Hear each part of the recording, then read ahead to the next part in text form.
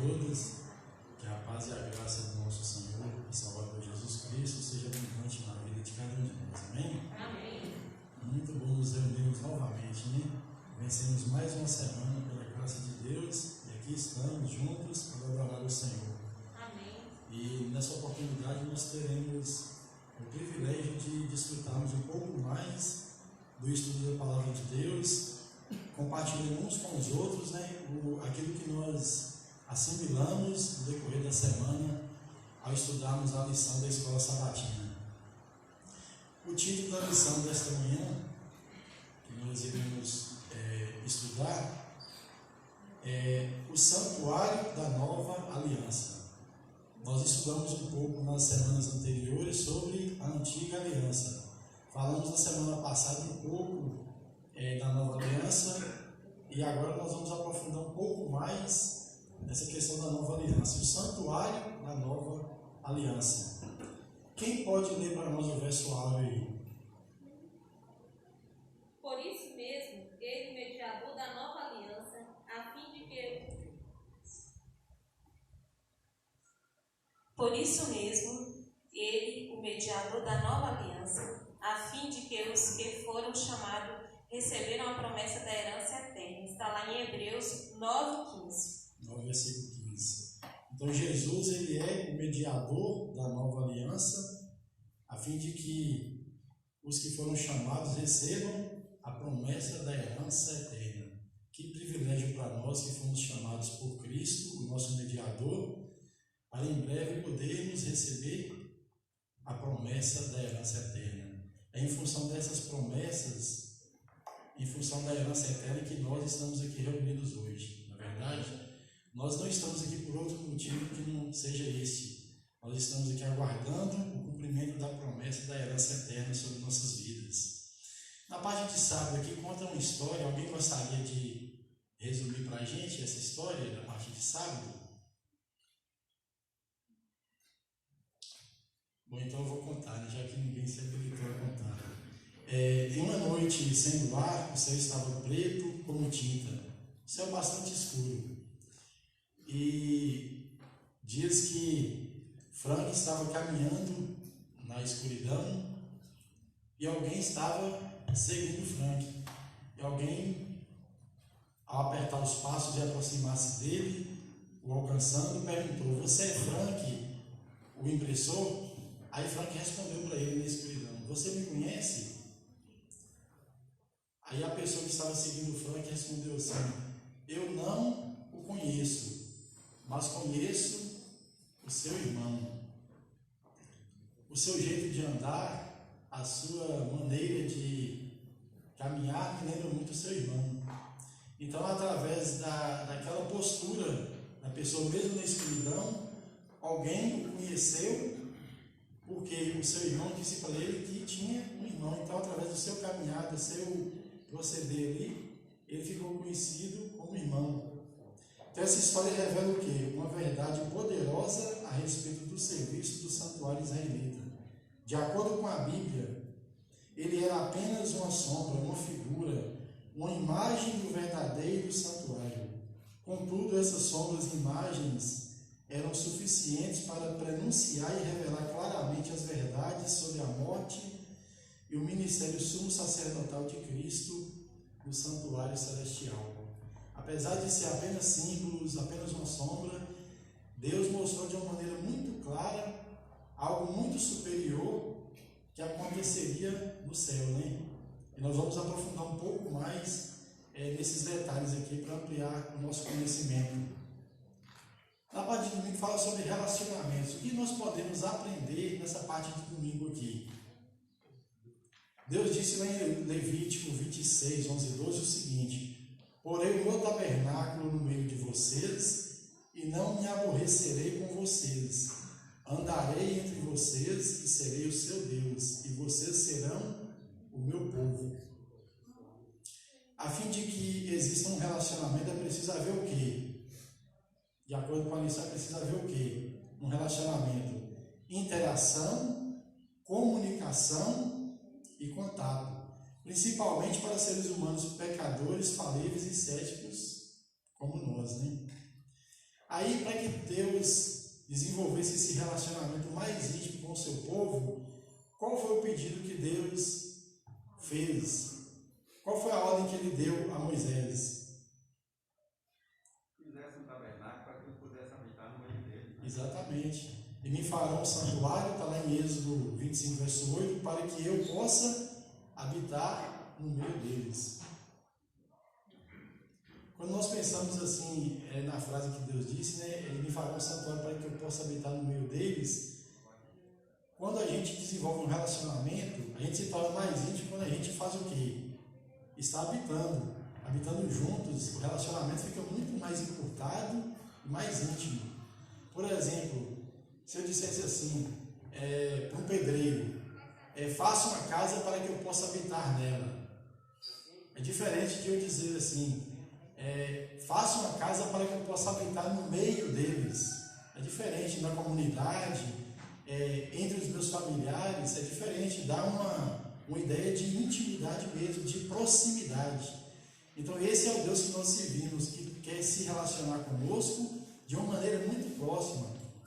E aí Jesus, eu acho interessante, quando nós aplicamos isso ao Novo Testamento, Jesus disse assim, João disse, né, inspirado por Deus, e o verbo se fez carne e habitou entre os homens. O verbo ali em João 1, versículo 14, esquinou, do grego, né? O verbo se fez carne e tabernaculou. Ou seja, ele habitou, ele estava no meio do povo, era Jesus, era Deus conosco no Novo Testamento. E aí, na nova terra, o que Deus diz? Através de João, mais uma vez inspirado. Eis o tabernáculo de Deus com os homens. Então Deus, desde o passado, presente e futuro, quer sempre estar intimamente ligado conosco, habitando conosco. Hoje nós não temos um tabernáculo físico como os israelitas tinham no passado. Mas a Bíblia diz que nós somos o quê? Templos vivos. E o Espírito de Deus deseja habitar conosco. É interessante isso, né? Como se torna uma coisa muito mais íntima, muito mais pessoal ainda. Através do Novo Testamento nós começamos a compreender isso de uma forma mais clara e mais profunda. Algo mais íntimo. Nós somos templos vivos e o Espírito de Deus deseja habitar em nós. Alguém tem algo a mais que entendeu nessa parte de domingo que gostaria de compartilhar conosco? Podemos avançar então? Ô Júlio, a igreja, o templo hoje, O microfone aqui.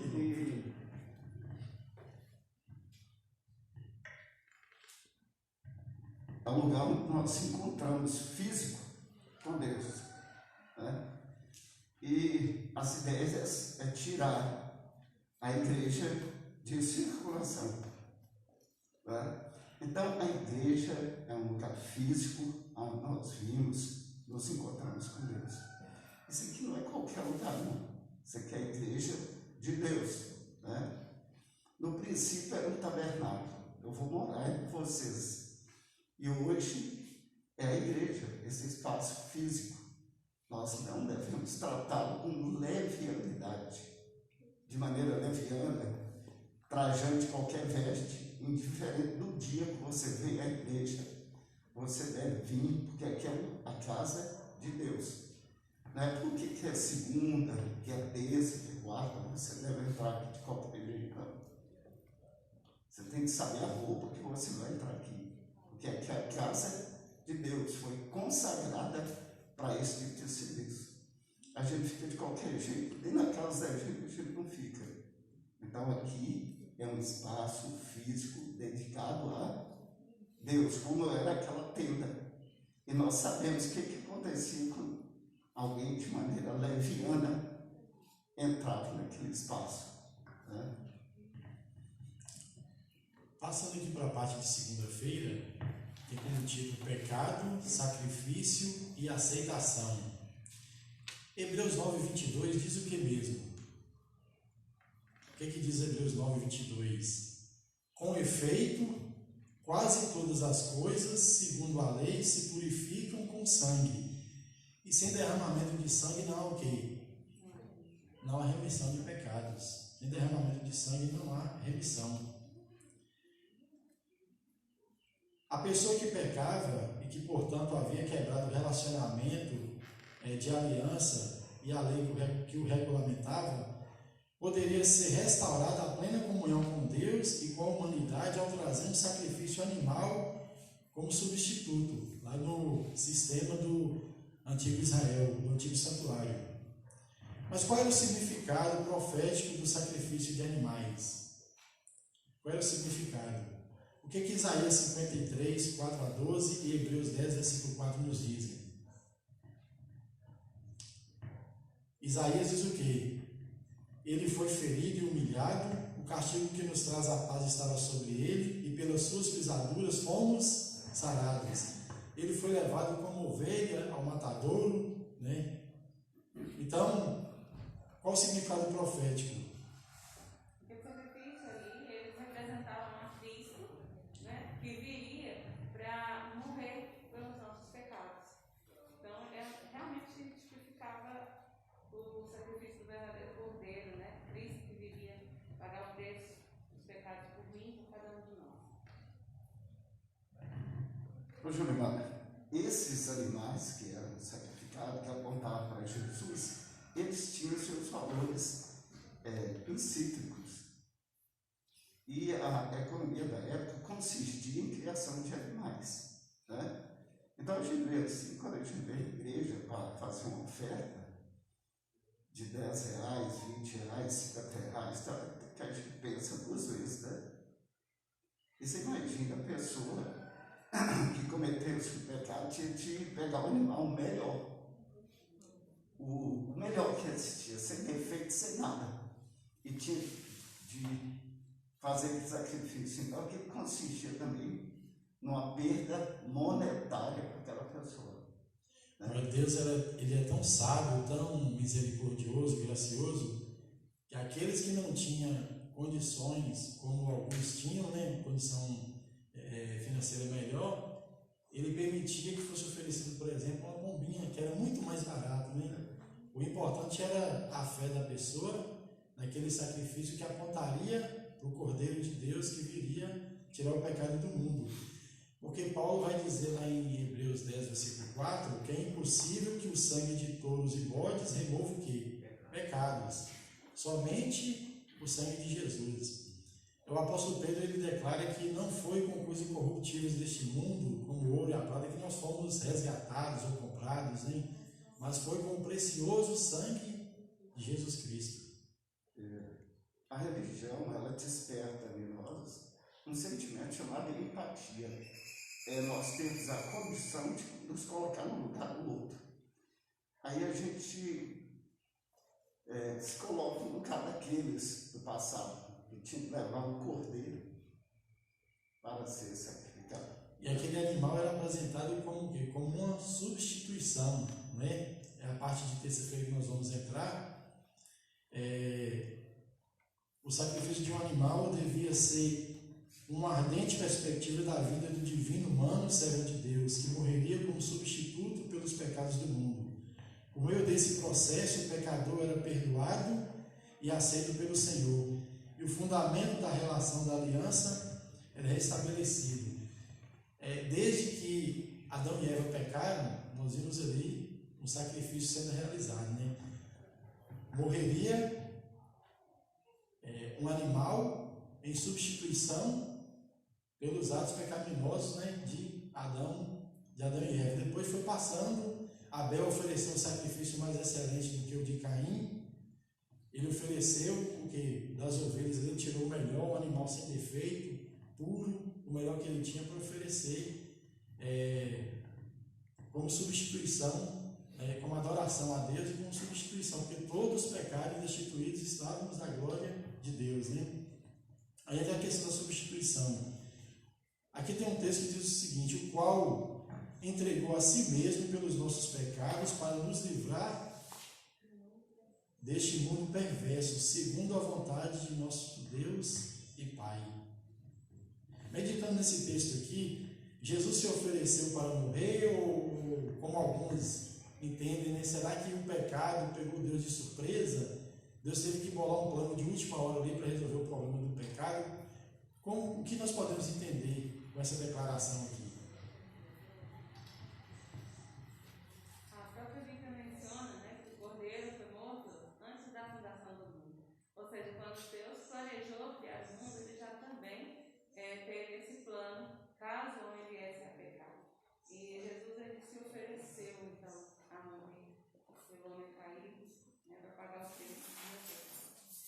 Rosinha, alguns dizem o seguinte, principalmente aqueles que defendem a teologia da predestinação, como os calvinistas, de que a pessoa pecadora, se ela foi escolhida por Deus, então Jesus morreu por essas pessoas já escolhidas por Ele. Será que existe harmonia com a palavra de Deus, o sacrifício de Cristo? Ele se ofereceu, como diz o texto aqui, o qual se entregou a si mesmo pelos nossos pecados. Ele se entregou apenas para aqueles que o aceitaria? Como nós podemos entender isso? Se você pagar na Bíblia, então Jesus falou que ele veio para dar a vida e salvar a todos. Né? Todos somos predestinados à salvação. A diferença é que nem todos aceitam.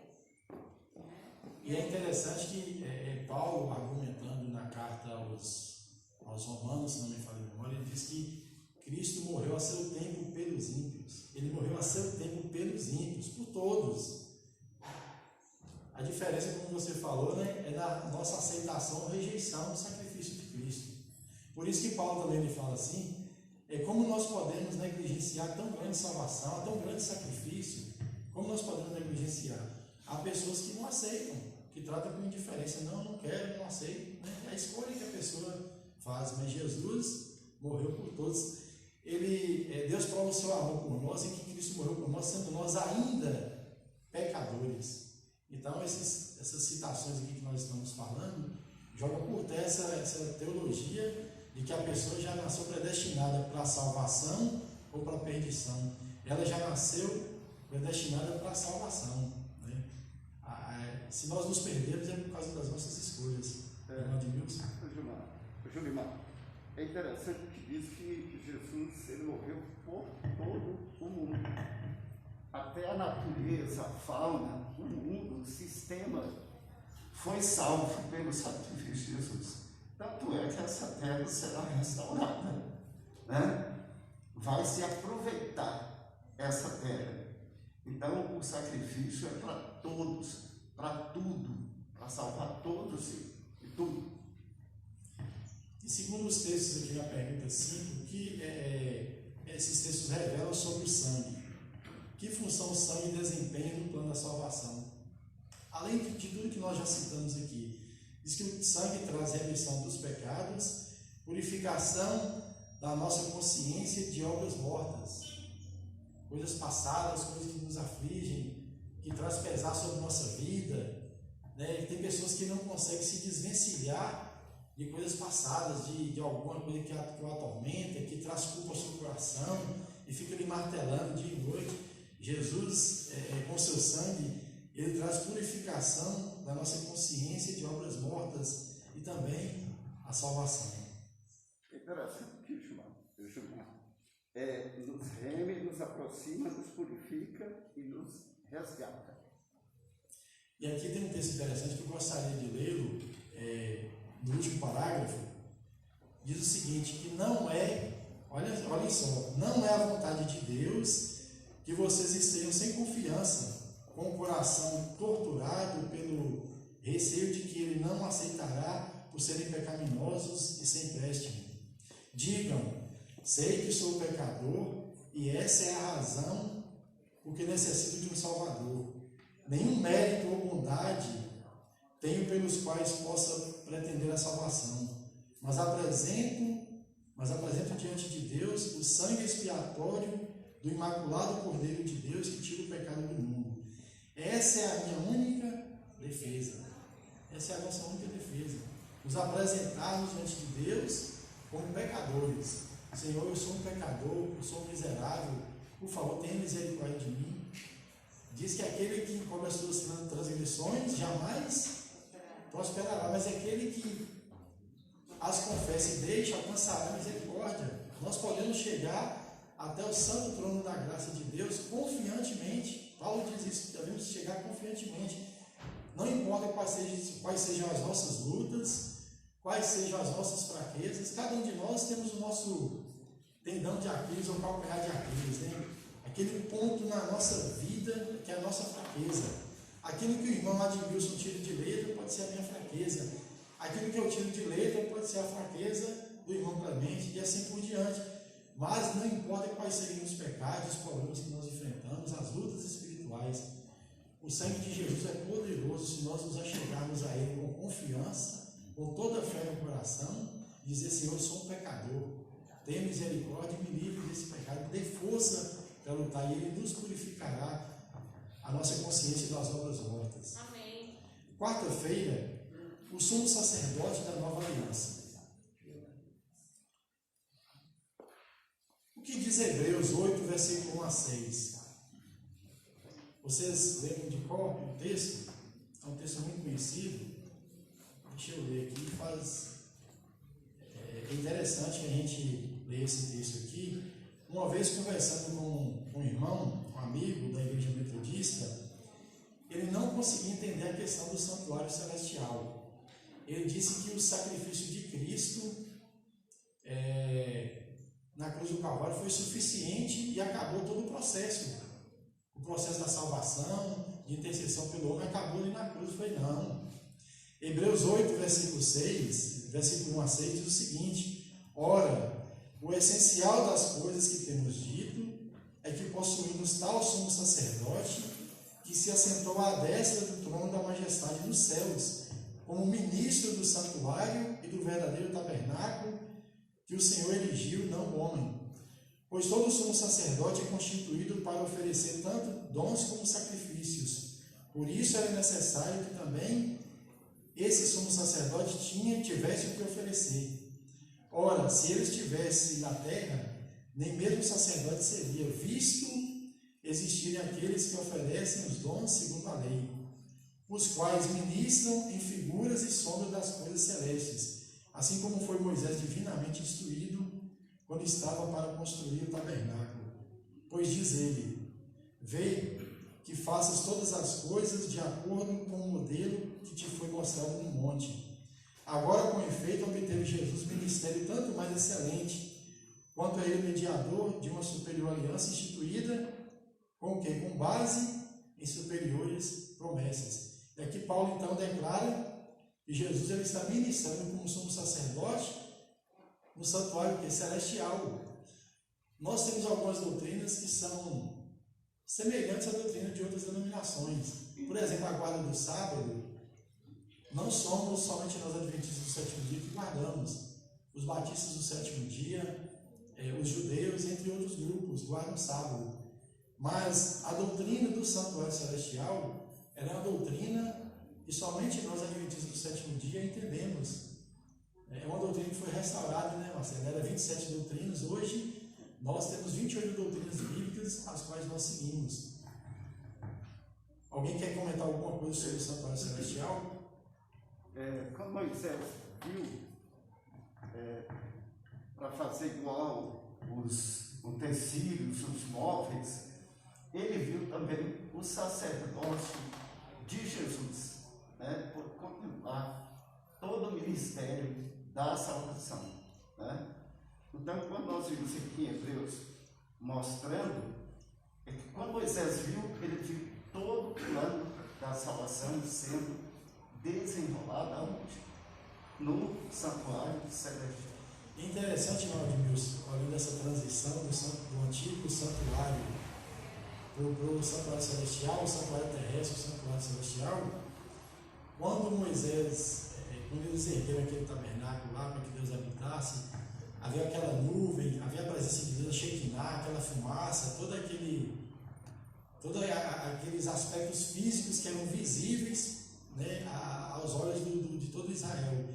João, quando tem a visão do santuário celestial, ele também viu algo magnífico acontecendo lá no céu. Coisas extraordinárias estavam acontecendo ali, né? Pode falar, Marcelo. Interessante, né, Gilmar, que todos aqueles ritos que aconteciam lá no santuário terrestre, desde os dias de Moisés, quando Deus pede que fizesse um santuário ou tabernáculo, o santuário novo para que pudesse habitar no meio do povo, aquilo tudo prefigurava o ministério sacerdotal de Jesus Cristo, né? E a partir então da morte de Jesus na cruz, depois da sua ressurreição e a partir da sua ascensão ao céu, Jesus então ele passa a atuar lá como nosso sumo sacerdote, né? Intercedendo por cada um de nós. E porque muitas vezes nós dizemos o seguinte: a lei cerimonial acabou. Não, ela foi apenas transferida lá para o céu.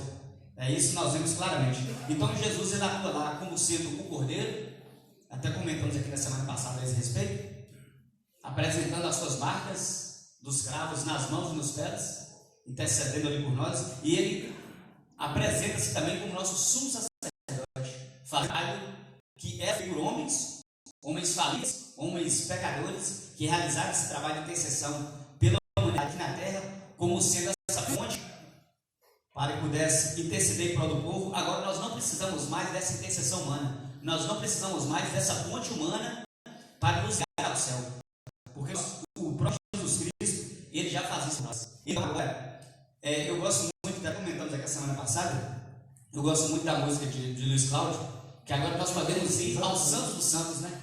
Nós podemos ir aos Santos dos Santos. Antes, o povo só podia, no máximo, o povo podia ir era no pátio do templo. E o sumo sacerdote somente uma vez por Uma ano. vez por ano, só podia entrar no Santos dos Santos. E outro detalhe, Marcelo, interessante, eu vou permitir que você conclua, que o sacerdote ele tinha que oferecer sacrifício por si mesmo, porque ele era um pecador.